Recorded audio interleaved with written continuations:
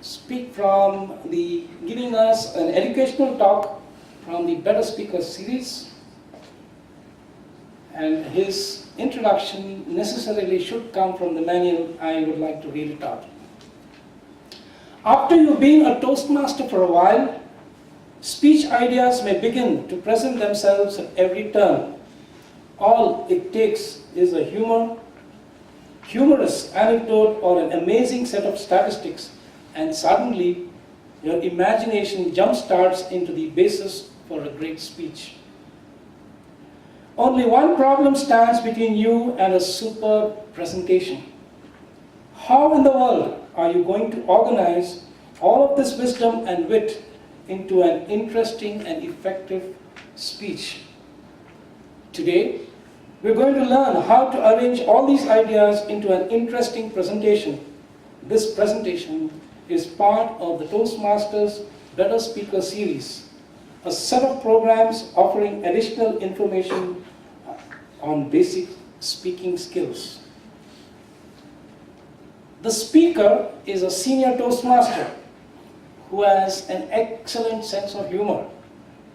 His experiences with the fairer sex can be a source of envy to many of us. Having gone through very rough patches in his professional life, he discovered his passion, speaking, and went on to become a corporate trainer. And Toastmasters has definitely given him the platform. For the Toastmasters, with today's attempt, he will be achieving another milestone, another point for the club, another point for the district, by becoming an advanced communicator silver. Let's put our hands together and welcome Mr. Vijay Anand.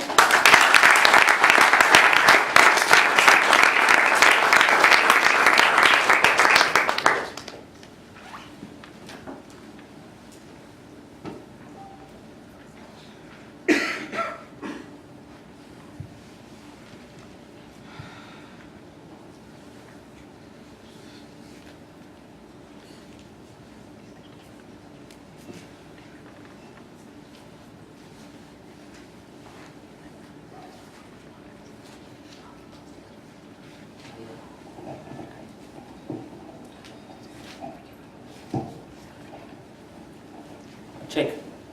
Am I audible? Yes. Thank you. Your thoughts create your destiny. I can see some people in the audience are puzzled because people are thinking that it's just not thoughts which create destiny. Some people would say it's soothsayers, others would say it's your stars, horoscope, perhaps some would say it's the comets.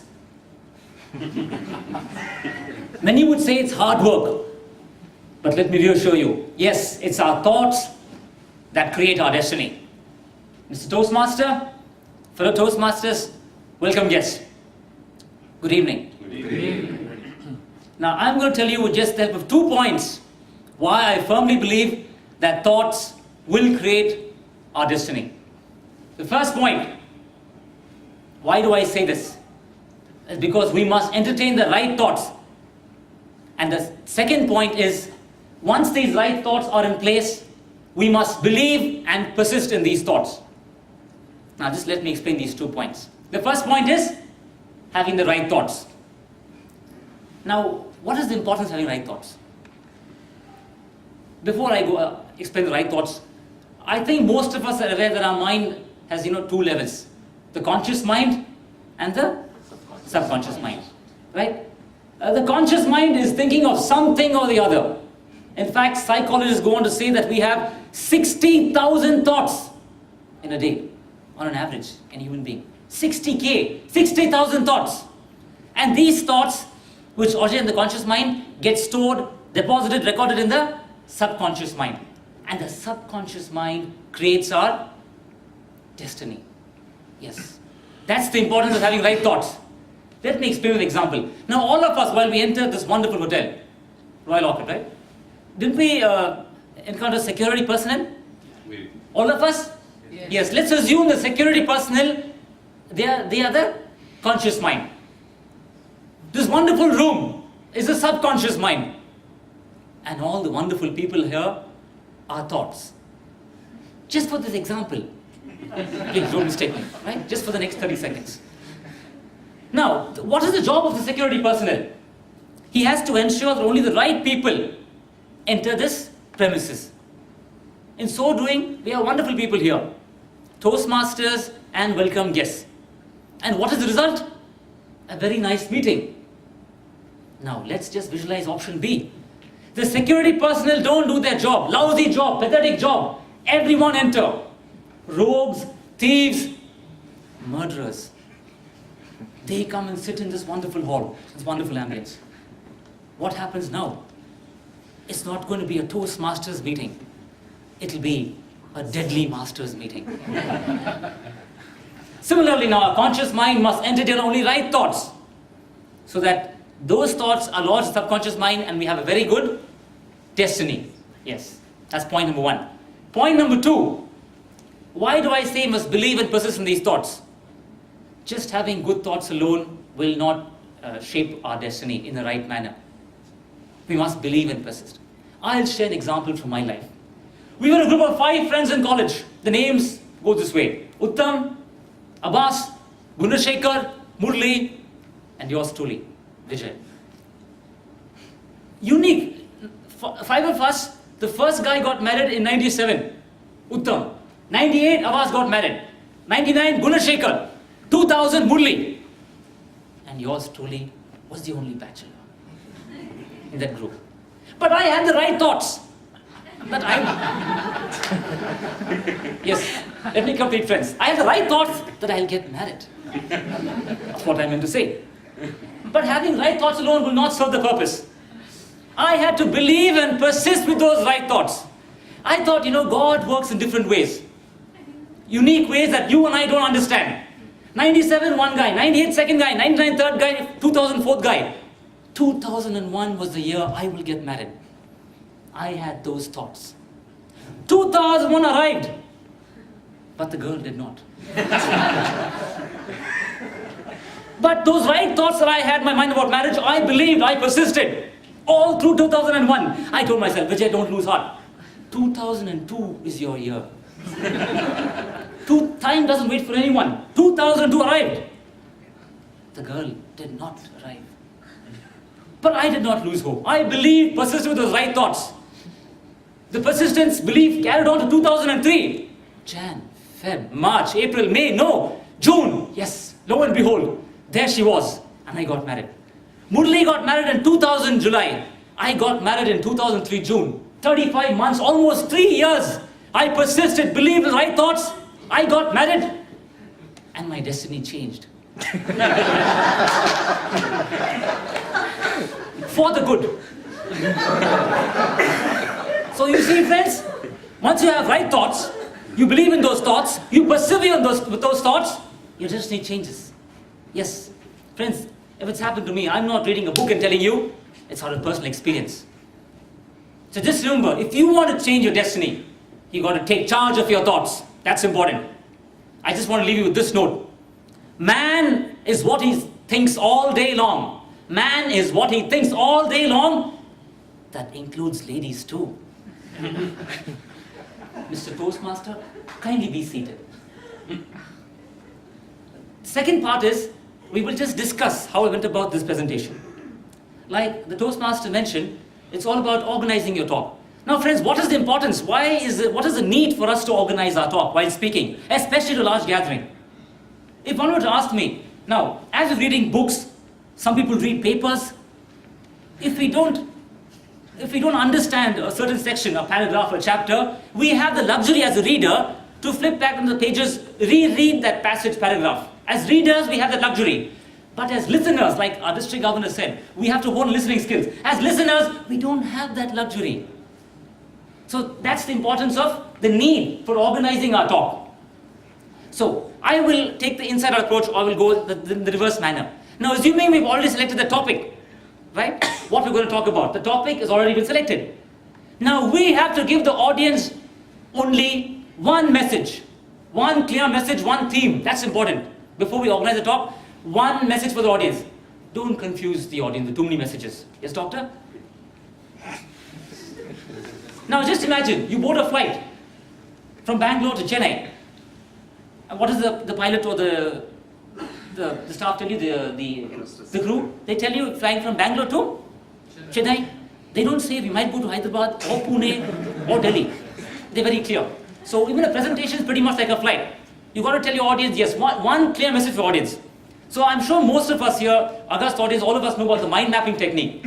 Now for those of you who don't, I'm sure all of you have seen a watch or a clock. Just visualize that, right? That's the central part of the mind mapping technique. And how many points in my talk, how many main points did I have? Anyone? Two. Yes, the audience are awake. Yes. So two things, audience are awake and perhaps I've structured the talk very well. So I had two main points. Let's put that in the 3 o'clock part of the watch or the clock, right? That's the first point, which was the right thoughts. Second point was, you believe and persist in those thoughts. Let's put it at the 6 o'clock part of your watch or clock. You've got two main points. Now will that suffice, friends? Like a parrot, I just go on repeating. I have good thoughts, believe and persist in your thoughts. I have good thoughts, believe and persist in your thoughts. I have good thoughts, believe and persist in thoughts. And what happens? Destiny changes. Only one thing you will do. You will change the speaker. So that brings me to the next point. The main points were these two. But I had supporting material. Yes? For the right thoughts, what did I use, friends? Supporting material. Which example did I cite? Now, the Toastmasters made a mistake. He said the gentleman has some, his dealings with his interaction rather with the fairer sex. And some lady is saying the second point. The first point, right thoughts, the security personnel, right? The room and the wonderful audience present here. That was the supporting material I gave. And I linked it to the conscious mind, subconscious mind and thoughts. So that kind of reinforces my message. The second point about believing and persisting. What is the example that I gave? Yes, about marriage. Right? That you got to believe, persist. Yes? Destiny will change. Destiny will change. Destiny will change for the good. Yes. Those of you bachelors, visitors, for the good. I like to emphasize. So the 2 points. At 3, not at 3 o'clock, at the 3 in the mind mapping technique is the first point. 6 o'clock is your second point. Now, people are wondering, what's happened to this man? He's forgotten about the 12 and the 9. In the watch, that is, in the mind mapping technique. The 12, I would link it to the opening of the talk. Once you've got these 2 points in place, what is the opening of the talk? You have to decide. Because it's very difficult without a topic, without a central theme, message, without main points, without supporting points, it's difficult to find the apt, appropriate opening for the talk. So I started off with, your thoughts create your destiny. That was the 12 o'clock part. And what about the 9, which is the conclusion of the talk? And did the conclusion link with the opening of the talk? Yes. I recapped the 2 points. I even mentioned that that thoughts will create destiny, and I went on to say that man is what he thinks all day long, which includes ladies too. Yes, friends, this is the way Toastmasters suggests us that we organize our talk. Yes. So my humble request to you, I know I have very senior Toastmasters, it's like for them, it's like visiting LKG and UKG. This organize your talk. I know. Even in the middle of the night, you wake them up, they can give us a talk on organizing your talk. Yes. But then, it's just like, revisiting. There's something new we learn. I just want to leave with this note, that if we organize our talk, the audience will dance to another tune. Mr. Toastmaster.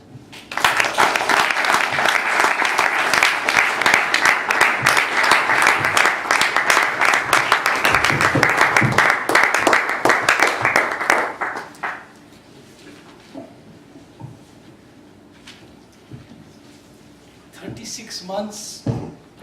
How many people he met, I do not know. But I told you in the beginning that he is one who is a very humorous speaker.